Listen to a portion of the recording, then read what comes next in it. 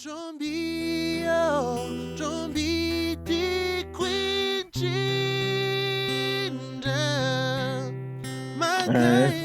zany ianao tonga eto amin'ny episode teo dia mahalinanao ilay zavatra horesahana ato anatin'ity episode ty hoe ahoana ny fanaovana cover na how to make a cover. Dia izy ity moa zany izay misy etapy arahana ao anatin'izay fanaovana cover izay.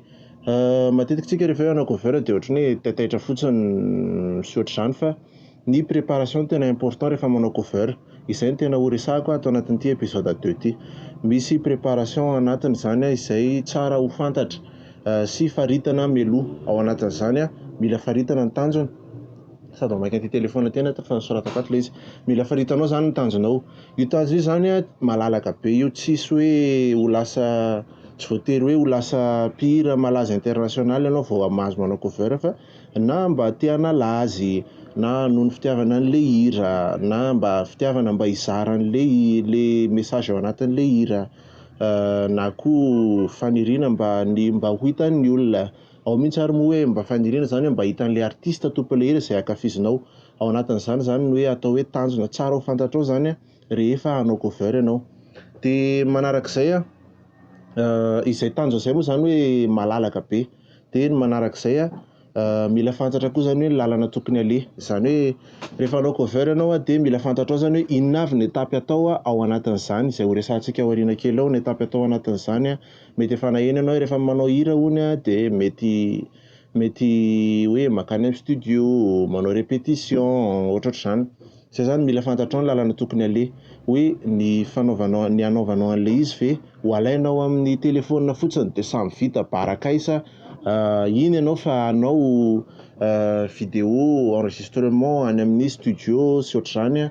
Dia mila fantatrao zany hoe aiza ny lalana tianao aleha ao anatin'izay fanaovana cover izay. Important be mihitsy izay satria iny no midéfinir ny fijerin'ny olona anao hoe matotra ve ilay cover sa hoe mba manala azy. Manala azy tsy maninona fa ny tsara aloha dia hoe mba manao izay mety sy arak'izay tratra. Tsy resaka vola ihany nefa zany fa resaka fanaovana an'ilay izy koa sy teknika fanaovana azy, izay ho resahantsika aoriana kely ao daholo izay rehetrarehetra izay. Dia mila fantatrao koa hoe ohatrohatrany ahoana ny paozin'ilay vidéo izay efa niresahako teo moa hoe alainao amin'ny telefona fotsiny ve dia efa samy vita barakaisa. Tena mba hiezaka mihitsy hoe aleo nga hanao répétition kely tsika dia enregistrena amin'ny studio dia avy eo hanaovana vidéo milay be dia zay vao avoaka. Zay zany mila fantapatrao zany ohatrohatrany ahoana ny paoziny. Ao anatin'izany koa ny hoe aiza ny anaovako an'ilay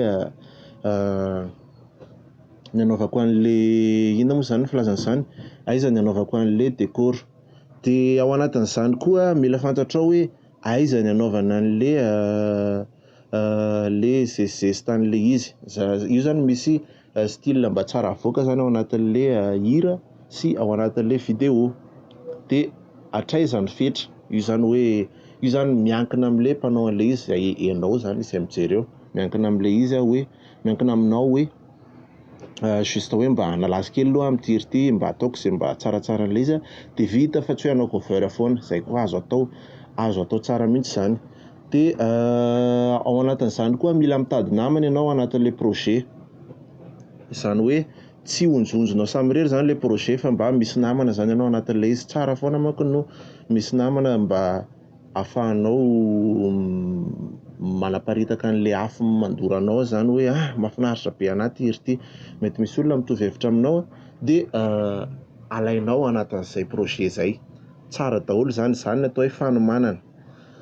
Dia niresahako farany ny lalàna feny cover izay tsara ho fantatrao.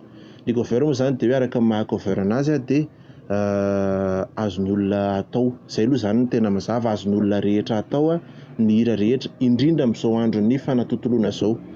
Misy hira cover izay malaza indrindra eran-tany angamba ny ataoko hoe malaza indrindra eran-tany, izay fantatrao ilay izy hiran'ny Whitney Houston, I will always love you, I will always love you.